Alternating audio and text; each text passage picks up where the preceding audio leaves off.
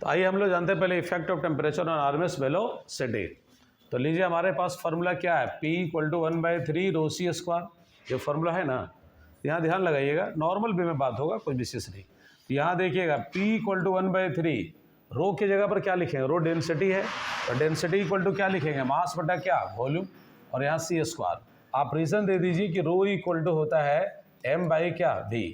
अब यहाँ से क्रॉस कर सकते हैं, इसको हम ऐसे लिखते हैं कंप्लीट, P = mc²/3v, ठीक है। इसको हम इधर क्रॉस करना चाहते हैं, इधर क्रॉस करना चाहते हैं, तो लीजिएगा mc = 3pv।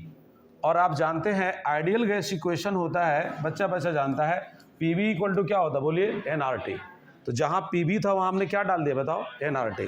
अब लीजिए हमको दिखाना है c का संबंध, तो हो जाएगा 3nRT बाई क्या, m। यहाँ तक हम लोग पहुँच गए। तो अब जरा सोचिएगा, तो c इक्वल टू क्या बनेगा, √3nRT बाई क्या, m। अब कौन लीटर का क्या मीनिंग है, r क्या है, गैस कांस्टेंट, m क्या है, मोलिकुलर मास। तो अगर मान लो किसी बर्तन में, जैसे यहाँ पर आप यहाँ पर अगर इस बर्तन में 100 ग्राम गैस लिए हैं, क्या गर्म करने से 150 ग्राम हो जाएगा, क्या गर्म करने से 200 ग्राम हो जाएगा। तो मोलिकुलर मास तो कांस्टेंट रहेगा, मोलिकुलर मास में कोई बदलाव होगा नहीं। तो यानी m कांस्टेंट है, r कांस्टेंट है, n क्या है, नंबर ऑफ मोल। तो अगर हम 2 मोल ले लिए बर्तन में तो 2 ही मोल रहेगा ना। तो यहाँ पर देखिए ऐसे हम लिखेंगे हियर, यहाँ पर 3nR/m इज कांस्टेंट, ये हमारा कांस्टेंट है। और जब ये कांस्टेंट है तब जरा सोचिएगा, कांस्टेंट हटाएंगे तो क्या लगेगा, प्रोपोर्शनल। तो C प्रोपोर्शनल क्या हो गया, √ टेम्परेचर। इसका मतलब क्या होगा, टेम्परेचर बढ़ाएंगे तो आरएमएस वेलोसिटी क्या होगा, बढ़ेगा। अब ये क्लियर हो गया, टेम्परेचर अगर 9 टाइम्स बढ़ाएंगे तो आरएमएस वेलोसिटी कितना बढ़ेगा, 3 टाइम्स।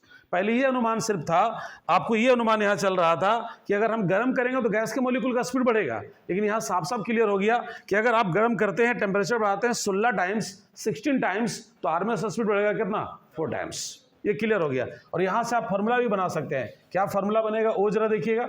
चलिए हम यहाँ पर लिखते हैं NB में, फार्मूला क्या बनने वाला है, पहला हो जाएगा C1/C2 = √T1/T2। अब कहेंगे सर ये फार्मूला कैसे बन गया, तो जरा गौर कीजिए, C प्रोपोर्शनल √ क्या है, T। हम यहाँ रफ करके दिखाते हैं, तो C = हो जाएगा K/√T। अगर आप पहला गैस मॉलिक्यूल के लिए बात करेंगे तो यहाँ हो जाएगा C1 = K/√ क्या, T1।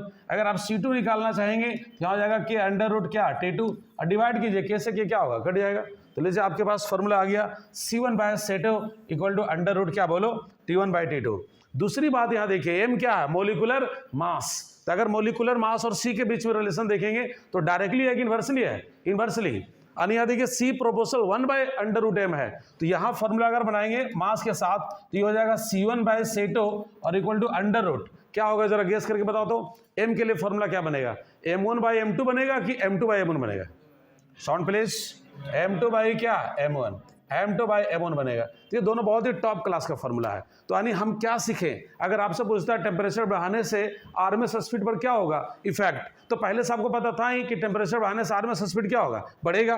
लेकिन यहाँ साफ साफ क्लियर हो गया, अगर हम टेम्परेचर बढ़ाएंगे 16 टाइम्स तो आरएमएस स्पीड बढ़ेगा कितना, 4 टाइम्स, यानी स्क्वायर रूट के रेशियो में होता है। ये हमारा टॉपिक था, effect of temperature on RMS velocity.